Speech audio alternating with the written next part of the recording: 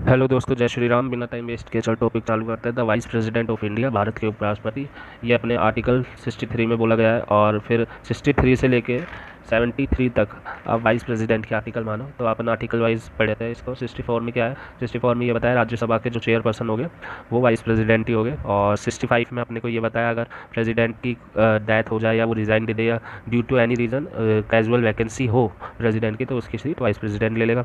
और election of vice president किस में बताया? 66 में बताया, जिसमें क्या होता है जो भी लोकसभा और राज्यसभा से जितने भी इलेक्टेड मेंबर्स होते हैं, एमपीज होते हैं, वो सेलेक्ट करते हैं।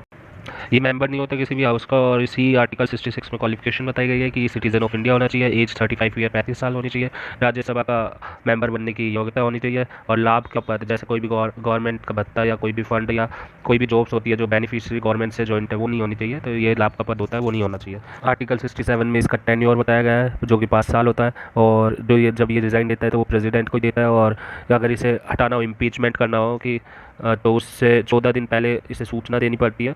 और राज्यसभा में बिल पास किया जाता है और सिंपल मेजोरिटी से ये जीत जाता है तो उपराष्ट्रपति बदल दिया जाता है। और उपराष्ट्रपति जब तक नया नहीं आता तब तक पुराने वाले को काम करना होता है रेगुलर। 68 में बताया गया है वही मृत्यु और रिज़ाइन के बारे में कि एज सुन एज अगर इसकी हो जाए मृत्यु या ये रिज़ाइन दे दे वाइस प्रेसिडेंट, तो एज सुन एज नया प्रेसिडेंट को, वाइस प्रेसिडेंट को सेलेक्ट करना चाहिए। क्योंकि अपने कॉन्स्टिट्यूशन में ऐसा एक्टिंग वीपी, मतलब जैसे प्रेसिडेंट अगर हट जाता है तो वाइस प्रेसिडेंट उसकी जगह काम कर लेता है, लेकिन वाइस प्रेसिडेंट के लिए ऐसा कुछ भी नहीं है।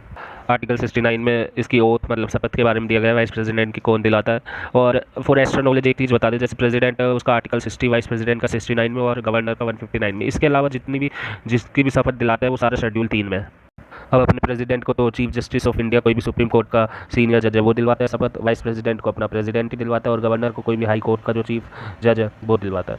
अब आर्टिकल 70 की बात कर लेते हैं। 70 इसमें क्या होता है, जो भी डिस्चार्ज होता है प्रेसिडेंट के फंक्शंस होते हैं उनके, जब भी कुछ ना कुछ अड़चन आती है तो उसका निर्वहन किसे करना पड़ता है? अपने वाइस प्रेसिडेंट को करना पड़ता है। अगर प्रेसिडेंट के कोई भी फंक्शन होता है और उससे वो डिस्चार्ज पे होता है तो उसका काम वाइस प्रेसिडेंट करता है। अब आर्टिकल 71 में ये बोला गया है कोई भी मैटर होता है प्रेसिडेंट और वाइस प्रेसिडेंट के इलेक्शन में तो उसका जो निर्णय देता है वो देता है सुप्रीम कोर्ट। आर्टिकल 72 में ये बताया गया है कि जो क्षमा पावर होती है वो होती है पावर ऑफ प्रेसिडेंट के बारे में बताया गया है कि क्षमा पावर होती है प्रेसिडेंट के पास।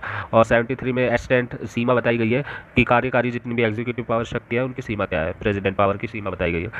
अब इसे थोड़ा ब्रीफ में जान लें। 63 में वाइस प्रेसिडेंट, 64 में वाइस प्रेसिडेंट जो एक्स ऑफिशियो चेयरपर्सन होता है राज्यसभा का, 65 में कि प्रेसिडेंट गया तो वाइस प्रेसिडेंट आ जाए, 66 में क्वालिफिकेशन और इलेक्शन, 67 में टेन्योर, 68 में वैकेंसी एंड टर्म के बारे में, 69 में ओथ जो शपथ है उसके बारे में, 70 में यही बताया है कि कोई भी विपदा वगैरह आ जाए तो वही वाइस प्रेसिडेंट ही उसका निर्वहन करेगा प्रेसिडेंट के काम का। 71 में कोई भी मैटर हो जाए इनके इलेक्शन में वो सुप्रीम कोर्ट।